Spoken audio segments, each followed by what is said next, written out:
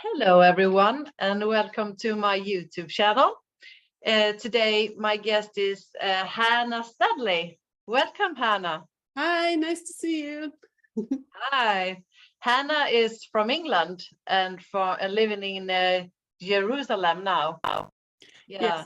Yes, I grew up in England and now I live in Jerusalem, Israel. Yeah. And we have a chat for a couple of years ago in a webinar. I was looking at you when you're talking about pain, and pain is something that I have been going through a lot. And you are also an author of 3 books it is now, isn't it? Yes, from Amazon, yeah, it's very exciting. Yeah, it's the first one was Painless. That was the second one, actually. It was the second. Yeah. What was the first one then? The first one is called The Myth of Low Self-Esteem, and it's really more about recovery from trauma. And originally I thought it was the only book I would ever write because, you know, they say everybody has one book. And then when I finished it, it was like, boom, boom, boom. My head kind of exploded with stories and ideas for lots more. So and now I have a new one. Yeah. And how did that come that you wrote that book? The first one, Yeah. I guess people just kept saying to me, you know, write a book, because I had so many adventures in my life. I worked in Hollywood. I did big Hollywood movies for a long time, which meant a lot of traveling and meeting, you know, famous people and having lots of adventures. And then I also went through a lot of trauma in my 20s, and then I moved countries several times. So there was lots of different areas where people said, oh, you should write about that. You should write about this. So I decided just put in work. And then I thought that would be it. And then the characters kind of came alive, and they're continuing to have adventures in more books now. Mm-hmm. And what was the trauma that you wrote about? Yeah, I was mugged 3 times in my early 20s. I was mugged in a nightclub where my skull was fractured. I was then attacked by 3 men who beat me up. I thought I was going to die. I had 3 herniated discs as a result of that. And then I was attacked in London. Someone threw a bicycle at my head and broke my neck. In fact, it was the spinal cord, but the bones, the vertebrae in my neck were broken. Very painful. And then that led to maybe 25 years of chronic pain in all those situations. Oh, were you staying at home then? You couldn't work, or? I did. I mean, after I healed, you know, obviously from each one, the healing took, you know, I don't know, a couple of months to heal each time. But the continuous pain, the pain wasn't always continuous. It wouldn't go. About every 6 weeks, I'd have a flare up and my back would start aching. Then I couldn't bend over, and then I had sciatica pain shooting down my legs. Sometimes my arms were numb. My shoulders were always tight. And then I also had lots of other physical issues like IBS, say sciatica. I had skin problems, allergies in my skin, allergies in my breathing, asthma. You know, there was always something going on. And it was funny, I never thought of myself as a sick person. I just had stuff that never really stopped. Was it after the trauma, or it's something you had lived with before that? It was a state of living with all those kinds of symptoms, or? Yeah, I mean, the allergies started when I was small, like when I was 4 or 5 years old, sneezing, like hay fever kind, you know, in the summer when your eyes will swell up and you're sneezing and can't breathe. That was all the way through high school, and cystitis too, you know, when you pee and it burns. And they could never find a real reason to it. They just gave me medications, and it sometimes worked, sometimes didn't. And then in high school, it got worse. Then in college, I got asthma. Then after college, the IBS came, and then with the you know, the trauma, then the pain started with the back pain and the arm and my neck. So it was just like, if one thing went away, another thing would come in its place. Yeah. It was like like a rocking from one thing to the next to the next. And to me, it was normal. I just got on with it. Oh, I'm sneezing. Oh, my back hurts. Oh, my skin is really itchy and painful. It was just continuous. And I just thought I didn't think it was normal, but I just accepted it. But were you the only one in the family? Do you get sisters or brothers having the same? No, I have two older brothers. No, not as far as I know. I mean, we're not a close family. I don't know them that well, but they, not that I remember, my parents, my father had lots of sinus problems and breathing problems. And my mother got migraines. There you go. So she got the migraines. And I was told once that I inherited all my breathing problems from my father. Yeah, because I can really recognize myself in this. I started when I was very little, like you say, asthma and all kinds of headache, and I got feelings everywhere, and that's yeah, it's something to think about. How can that be? How can you feel all that when you are so little? Yeah. Are someone telling you that, or are you thinking about that all the time, or how can it be like that? That's a great question. I did sit and think about it one time, and I mean, my parents were very kind and loving. Well, we're affectionate. They're very English about it, but they were, I was provided with a nice home, clean clothes, home cooked food. I was provided for, but there was little affection or attention. And I'm the youngest, and I always felt like I was in the way. I was told I was in the way, like, go play outside, go somewhere else. And I don't want to, there's not really much in my childhood to blame, but I do recognize now that I was very much up in my head, overthinking everything.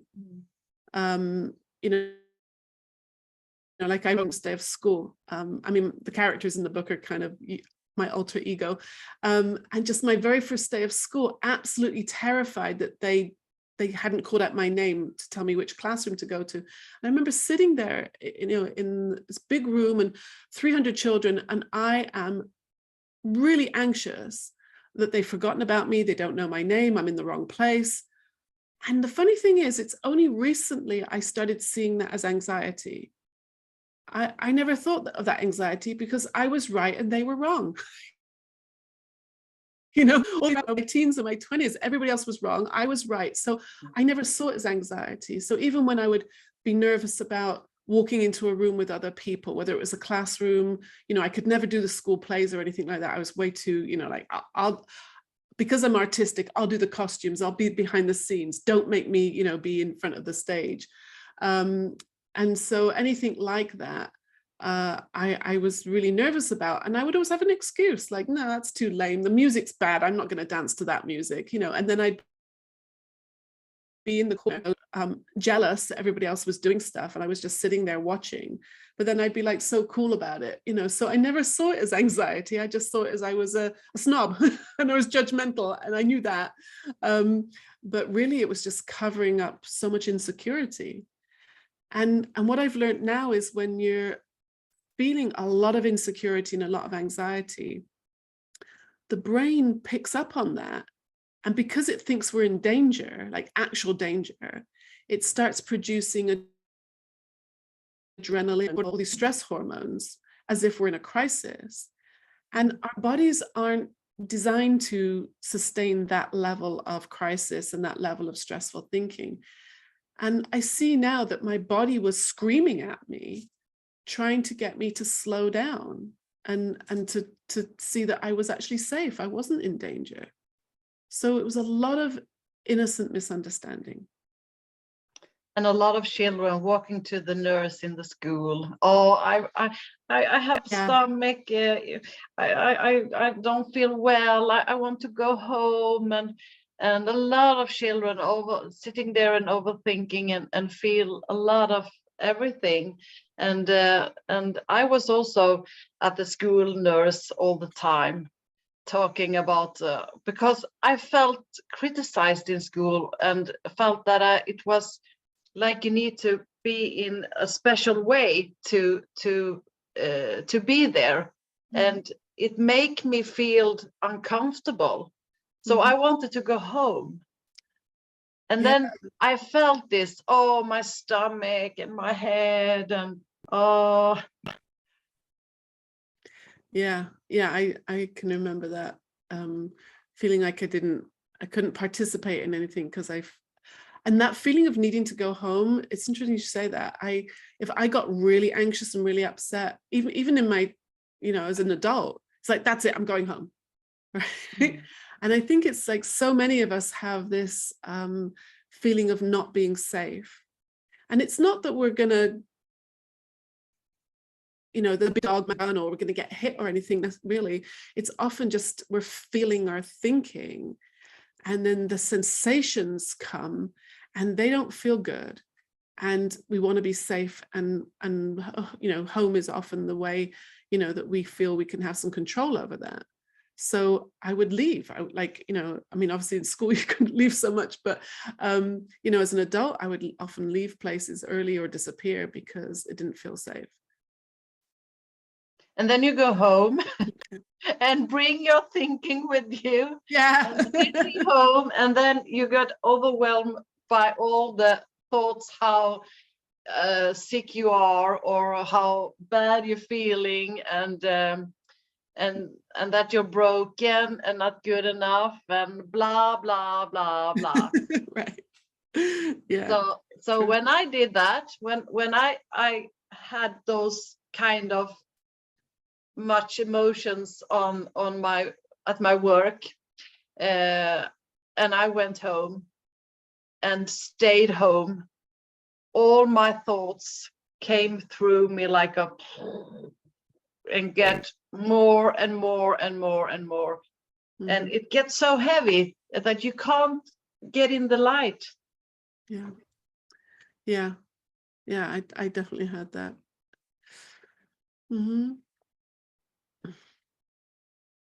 So we want to step away and sit with our thinking, but when we do that, we can't see something else. It's so heavy. Yeah, it's like I got stuck in so much of my thinking. I thought that I could think my way out of these problems. If I could think of interesting things to say, and then I could be in conversations and I wouldn't feel so weird and awkward. If I could just think how to maneuver and get people out the way or in the way, I was overthinking everything, and then go home and then overthink it. And what I learned, it doesn't really matter what I'm thinking about. I thought the things I was thinking about was very important and very interesting, but now I see my body was just reacting to the stress of that thinking. And I think we both were innocently misunderstanding it and get caught up in it, and then so that's why we got sick. Yeah. So when I say that this topic today is pain is a message, how do you explain that message? How can we describe what we mean with that? Right. I definitely think it's a message, only I didn't understand the language of it before. When I started thinking about all the times when, for example, my back would hurt, my back would always hurt if I had to stand one place long. Now, I had this idea that therefore my back was weak and I couldn't stand in one place for too long. I shouldn't stand in one place for too long. Now, notice how I said too long. That's a judgment. I've already decided that this is too long, right? And I thought about all the places where that happens, maybe like in a supermarket, where there's people in the line in front of you, or the post office or the bank, or maybe somewhere like the airport where you have to stand in line for a long time, like waiting to go through security and check in. Or it could be like a ceremony, like a religious service, or, like a situation where you are kind of held captive until these stupid people, hurry up, or they get themselves organized, or whatever it is. Can you hear my judgmental thinking? So here I am standing at the airport, or in a service, or in the bank, and I've decided that they're doing it wrong and they're wasting my time and I shouldn't have to be here. And all that thinking is stressful. Now, I never saw it as stress because I was right. They were dyslexic, right? If I was in charge, it would go so much better. So our brains don't speak English or Spanish or French or any other language, right? Our brain only reacts to the feeling of that thinking. So if that thinking feels heavy and stressed and intense and urgent, then it's going to think I'm in danger, because your brain has one job: to keep you alive. And it's thinking safety or danger all day long, assessing what's been from 5 senses. So if it thinks I'm in danger because it can feel that stressful thinking, it's going to tighten my muscles. It's going to move all the blood and oxygen in my body to places where I can run or fight. And because we weren't designed to sustain that for so long, that's why my back was aching, because all the blood and oxygen was going to my legs and my arms. I mean, I couldn't feel that, but I knew that. I know now that there wasn't enough oxygen in the muscles in my back, and so they started to hurt. And so I see that as a signal now. Like, I've been pain-free for about, 6 or 7 years, but I can still get an occasional twinge in my back, and it's like, uh-oh. And now I just, it's like a little tap on the shoulder. Careful, maybe I'm thinking something or worrying about something. And I now see it as a stop, don't go any further with that thinking. And then the pain doesn't have to turn into anything. It doesn't turn into a stomach problem or skin problems or sciatica pain anymore, because thank God for this understanding that we are feeling our thinking. I can realize that maybe I'm a little bit off, a little bit stressed or worrying, and stop and come back to this moment right here, right now, where I'm safe. When we're in the moment and we see that we're actually safe, are just how they should be. It is supposed to be like this. And I can then work with that, and the pain doesn't have to come. It doesn't have to get any worse. It can go away. So to me, the signal is, it's like a stop sign. It's like, okay, good to know. Like, for example, if the fire alarm went, the smoke alarm went off in my apartment, it wouldn't be like, oh, that's interesting, or gosh, that's really loud. No, it's information, right? To get you to. That's how I see pain now. Me too. And and when I heard Bill Pettit to talk about love letters, it just felt so, yeah, it's really how it is. It's a love letter to me to slow down, or to notice that I'm running too fast. And the funny thing, when we booked this meeting today, I had worked the whole weekend in elder care, and I have running fast, and I have it was heavy to help all the people. And today I feel like, when I waked up, I feel like, oh, it feels heavy here. And we were talking about pain today. Right. But I know, for me, I know this is a love letter for me. I have done too much this weekend. I wanted to do too much, even if it is a judgment, but I can see that maybe I have to slow down a little and do a little less. And the body tells me that. Yeah. So now I know it's not a problem. I don't need to fix it, or I just need to know that this was the message for me. Yeah. And then when you take that a bit further, the message is that you're not broken. I love what you just said. It's like the pain is is an indication of something, meaning I'm going too fast. It's not telling me that I'm broken. No. That there's nothing wrong with us. But I have been, yeah, sorry. You were frozen. Oh, sorry. Yeah.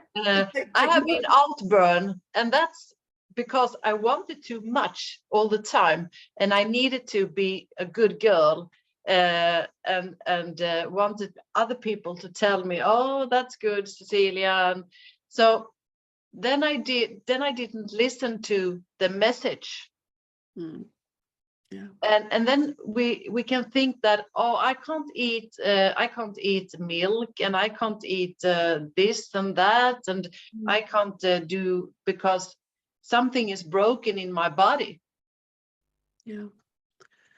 Yeah, that's sad, because when we don't understand that it's a signal, to slow down, we can often think it's a signal that there's something wrong in the body. Like I always thought there was something wrong, like broken in my back. There was something wrong with my stomach. There was something wrong with my lungs and my breathing.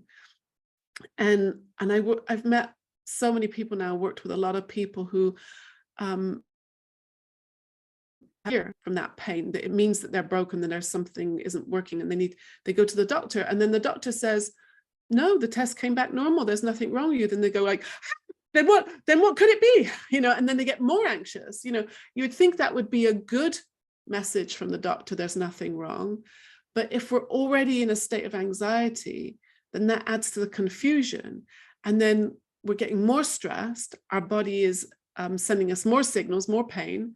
And then people can't, that what they're eating gets, restricted, less and less and less what they can eat. Because see, when we're in stress, the stomach actually shuts down. The whole digestive system shuts down. Because, for example, if you think about a crisis, if you're running for your life, like whether it's running from a burning building or running from a tiger, then digesting lunch is a luxury. And therefore your stomach is like, it's closed. And therefore there aren't enough enzymes, and the muscles aren't working properly to digest anything. But hungry. And then when you get hungry and you put food in, you eat that sandwich or your soup, and then the stomach hurts. You think, oh, I must be allergic to the sandwich or to the soup, and then we don't eat any more of that. And then it's quite stressful when you restrict your diet. So instead of listening to the message, we're making ourselves more stressed, because now there's less and less foods we can eat.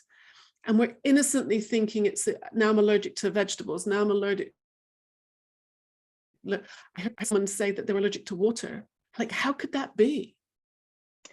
Oh, yeah. And it's tragic. And I'm not saying there aren't, there are some allergic situations. Like, I'm allergic to penicillin. I don't think that's thinking. I've been tested recently, just because it's very inconvenient being allergic to penicillin.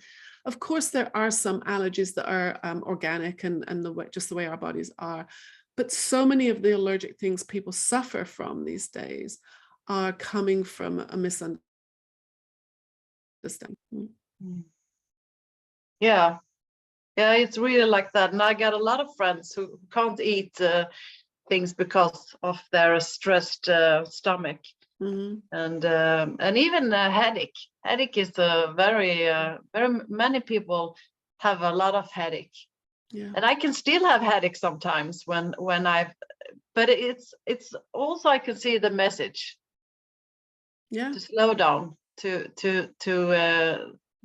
I know what happens now. So it's like I'm guided, and it's not that you never get any headache or stomach problems, but like you say, it's when you understand. Yeah. When you understand it, it takes out the fear. And then if you get, like a upset stomach or some pain, then it's like, oh, it's an injury, we take care of it with ice or, the doctor or something if we need treatment. And if it's something that's a message to slow down, and I know that, then the fear can go away. That's all it is. Yeah. But I had a lot of hormones every month before, and I was also thinking about that. And I knew that, oh, now it's the time for me to feel like this, and I was feeling that every month, and it was I could stay in bed for sometimes a week before, because I felt all these hormones in my body. And I know the book you wrote now very well isn't it about that kinds of questions and feelings? Yeah. Yes, hormones is another amazing subject where there's so much misunderstanding. I know I didn't understand it. I mean, if you'd asked me when I was a teenager in my 20s or 30s, you know, why I was so moody or so, you know, upset or something that month, I would have said it's because my hormones aren't working properly. They're out of whack, or they're malfunctioning somehow, that there was something wrong with the system. And that's why, I mean, it was almost like, I don't know if you had this, but it felt like each month I had stuff and relationships and stuff happening. But the hormones felt like they were putting a magnifying glass on it. You know, something that the rest of the month I could handle, or it's just no big deal. It's suddenly, oh my gosh, it was such a big deal. It was like, so, you know, it would blow it out of proportion. And I knew that's how, so I figured there was something wrong, like something in my system was making me do that. And I felt like a victim of it, like I was, you know, bullied by it. And each month it was like, oh gosh, here we go again, you know. And I didn't have it as bad as, you know, some of my friends or some people I know do. So that was, yeah, that's been the topic for the next book I've just published. It's called Very Well. And it's the story of a mother and her two daughters. And so between the three of them, all the hormonal situations that, you know, we women can find ourselves in, from the main character, Helen, she's going through menopause. So it's perimenopause and then menopause, and her literal ups and downs with that. And then one of the daughters has what's called PMDD, which is kind of like PMS on steroids. It's horrible. I mean, some of the women I interviewed who have PMDD, and it's recognized as a diagnosis, are suicidal. Their monthly cycle is so distressing for them. They literally are suicidal, and they're screaming for hysterectomies, you know, to have surgery to remove their uterus, because they see that's the cause of the problem. Like I did, it was an innocent misunderstanding. And then the other daughter is going through postpartum depression. She's had a baby, and her, you know, because there's a huge hormone, you know, drop after you've had a baby, and she's dealing with the anxiety that comes with that. So I bring in this three principles understanding into all of those situations, and they all start to get better because they start seeing that, yes, hormones do go up and down. That's why we call it a cycle in English. It's, you know, going through a natural up and down. And that's the way that we can make babies, and we can, you know, go through our life, you know, events and come back around again. You know, menopause, you actually go back around to the hormone levels you had before you even started this journey. And the research I found shows that if we don't understand what's happening, and we have a history of being stressed and overreacting to life, then that drop in hormones, that natural drop each month, then becomes like another trauma to handle. So the research I found showed that the people who are having a very, very strong reaction and having terrible, you know, anxiety and even suicidal feelings about it, had a history of being hyper reactive. Maybe they had some other traumas happen in their childhood or in their teens. Maybe they've been stuck in prolonged stressful thinking, you know, like we were discussing. And then something like a baby or menopause or the next monthly cycle comes, and it's like, oh, you know, it's just like, it's like another thing to handle. And the body gets used to seeing that as a trauma, as a difficulty. And it's also innocent. And the women, like my menopause symptoms went away when I saw all this. And quite a few of the women who read the manuscript of my book said that their PMDD symptoms went away postpartum. In fact, the lovely woman who edited my book, she just had a baby, and she's like, maybe it's not postpartum depression. Maybe I'm just got anxious thinking. I remember she sent me a little note about that when she was editing the book. I was like, yeah, could be. And so with this information, with this kind of education, women's symptoms are going away. And the book's only been out a couple of weeks then, and I've already had women contacting me going like, oh my gosh, I've realized so much. You know, how torturing themselves with their own thinking. And when you see you don't need to do that, that thought is always moving, it's always passing through, that every stressful thought we have has moved on, then we don't have to react to it. And then our hormones, along with our stress response, can be calmer. And then we don't have so many symptoms. So then we're calmer. And it's an amazing way to find peace of mind by this understanding. It's mine now, because I can see that I have this thinking in every part of feelings in life, that I have, like we talked before, I felt so many different things that I can't say that, I only have this thing. I feel a lot of things, and have a lot of diagnoses, and all I can see now, all of it was my thinking. And it makes it so easy. It's so simplicity when you can see that, it doesn't matter what you think. It doesn't matter what it is, because it's the same, all of it. You can put it all together in one, and then you know it's just the head, the thinking. And it makes it funny, because I have been going to so many doctors and so many therapists, and asked for, now we talk about the stomach, and then we talk about depression, and then we talk about the hormones, and I had a different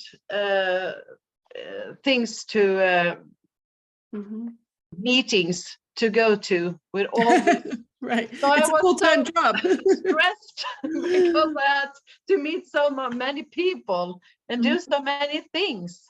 Yeah. And now we can just put it together to one a thought. Yes. I say it's different symptoms, one solution. Right? Yeah. There's all these different symptoms, from physical stuff to emotional stuff.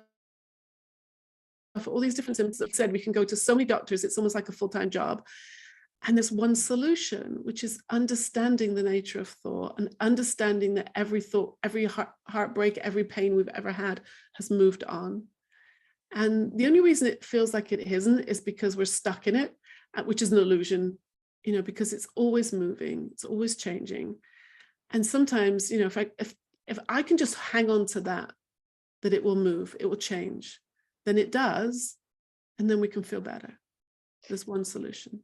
But it's not that easy sometimes, because you do have things, it does have there is diagnosis that you still got, or a blood test that shows that you have high or low things in your blood, but it's not that everything you thought is wrong with you, but there is still diagnosis. Yeah, but the diagnosis is coming from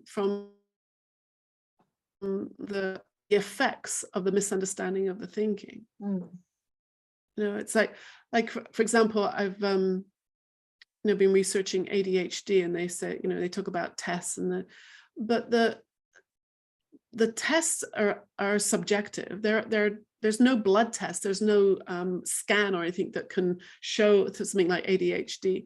And if they say, oh, this brain looks different, well, I guarantee you, if you spend your life in prolonged stressful thinking, or you've been on medication for a long time, your brain is going to look different. But it's as a result of the misunderstanding, it's a result of the stressful thinking around. So diagnosis is a tricky thing, because I don't dismiss anybody's pain or dismiss anybody's suffering, but I guarantee you, if you were to open a book of mental health diagnoses, at the bottom of all of them, you will find busy thinking, prolonged stressful thinking. And for some of us, it shows up in physical stuff like back pain and stomach problems and migraines. But for other people, it shows up in chronic anxiety, depression. And for other people, it will show up as divorces and bankruptcies. It's like, the how it manifests is there's so many different ways it can show up. But all of those things, if you were to, boil them down, you'd come to one cause, and there's one solution. Or how you lived. If you have been eating wrong all the time, then you get like my iron is very low now, and now I maybe need something to put it up, but I can see it. Maybe it's because the way I have been living before. Could be. That shows now, but I still need to do something about it now. Yeah. But it's true. Mm-hmm. Mm-hmm. But I had a lot of pain in my body also back in life. I was, sometimes I couldn't walk because I had so much pain in my body, but I don't feel anything about that anymore. Wow. It's just when I came across this understanding, it just slow everything down, and I can still have some headache sometimes, but then I know it's a lot of thinking going on. Right. But I had a lot of medication, and I don't eat anything now. So I know this is true. Mm-hmm. Great. I'm so glad you're feeling better. Yeah, it doesn't look like this when you hear it, but when you do understand it, it's change. Yeah, definitely. It's change everything in the body. Mm-hmm. Yeah. Mm-hmm. So it's but when you look only look in the outside, you got all this medications and things to do. Yeah. And it just stress you even more. It's true. Yeah, it just it feeds the fear that there's something wrong. Mm-hmm.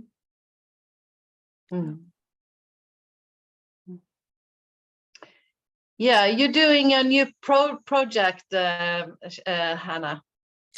Yeah. What's that? Yeah, I'm very excited because I have ideas for maybe 3 more novels with the fiction, with the stories. But about a few months ago, excuse me, a few months ago, I came up with this idea for a nonfiction book.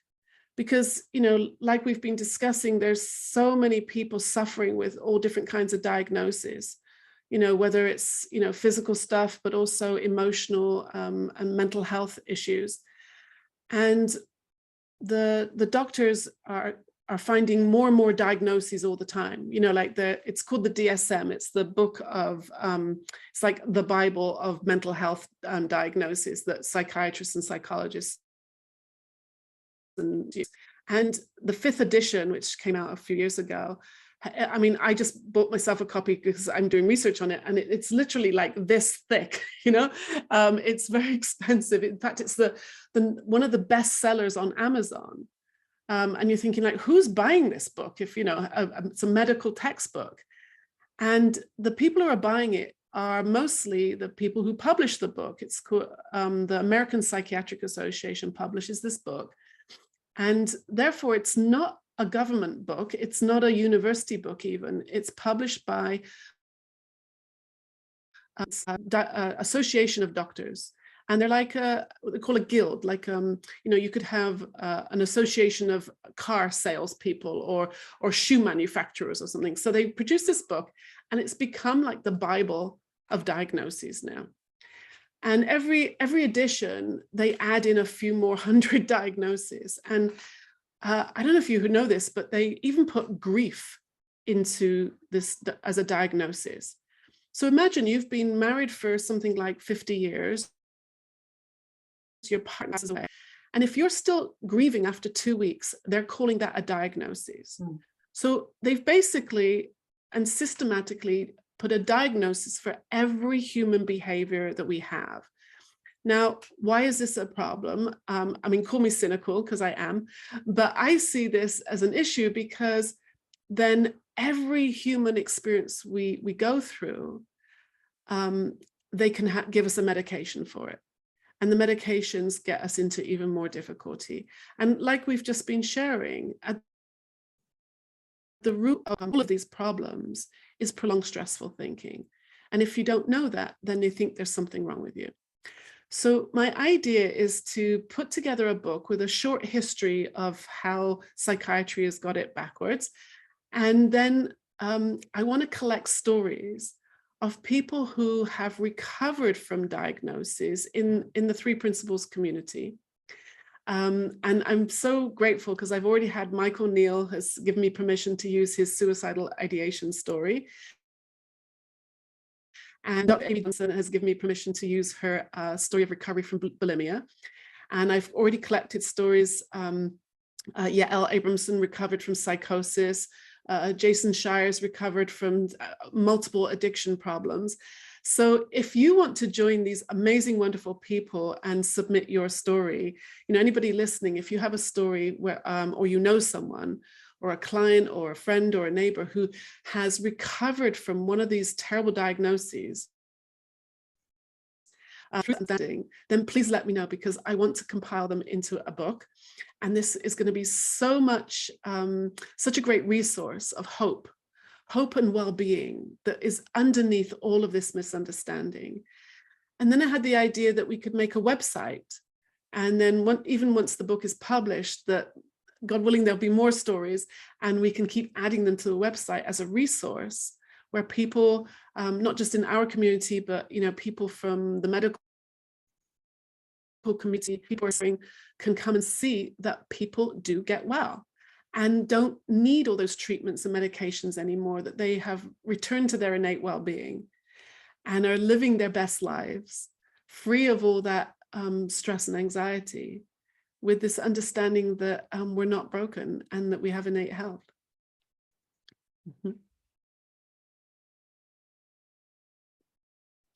Yeah, that's great. Thank you.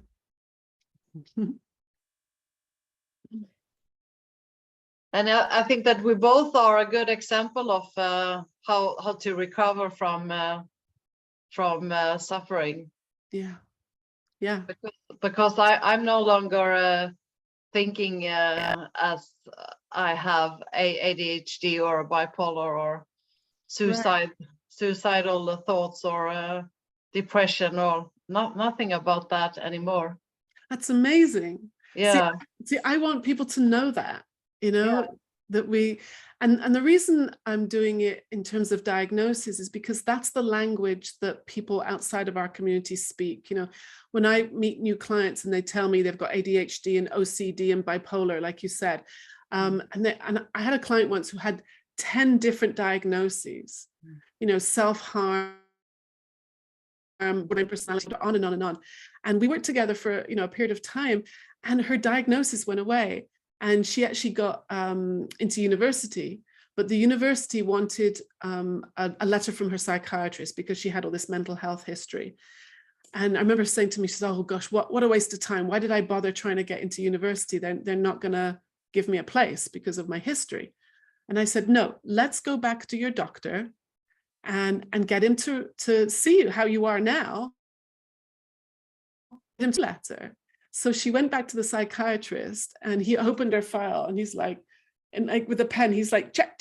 He got rid of all her diagnoses, You know, she was off her medication. She'd got into university. She was doing so amazingly well that he gave her a clean bill of health, 10 diagnoses, all gone away. You know, so I want people to know this, that it's possible, because, you know, we're often told that we're broken and damaged and we're going to live like that for the rest of our lives, that we'll just have to cope. It's just not true, you know. So I want to do this book as a compilation of well-being and hope for people to see that it's possible. I haven't visited them. The doctors. Because when I just knew that that everything was okay with me, that it was my thinking. Mm-hmm. So when it happened, when I just had that huge insight, and it woke me up to that fact that it was my thinking, I just stopped with believing that I was that I had this, and I was in a retreat center when it happened. Wow. So I went home and I studied and went to the Academy of Tree Principle School. Mm-hmm. So I became a tree coach instead, and going deeper with my understanding. That's amazing. So I don't need any medication anymore, and don't drink and don't smoke and don't overeat. Mm-hmm. Because I connect more with my with how it feels inside of me. Yeah. I can see that the sign more quickly. It's amazing. So yeah, so I don't visit psychiatrist or anymore. I don't need that. You're free. You don't need to. Yeah, I feel free to take care of myself and my life, and I can work, because I couldn't for many years, but I can work, and I take care of me. I nurses myself. Right. With my knowing that and it maybe sounds easy, but I know that I can go through my ups and downs. It's not that I'm happy all the time. I'm not, but I can go through it, all my ups and downs, and know that this is just me feeling my thinking. Right, right. Yeah, so if anybody listening has any stories like ours, or like the ones I'm talking about, and any kind of diagnosis that you were given, please reach out and share your story with me. I'm happy to give you all the details. You can email me. It's my name, Chana Studley @gmail.com. And I'd love to collect, you know, everybody's stories. It's great. Thank you. Thanks so much, Hannah, for this conversation, and see you in another webinar or something. Thank you. It's such a pleasure to share with you. Thank you. Yeah, thank you very much. Okay. Bye-bye. Bye.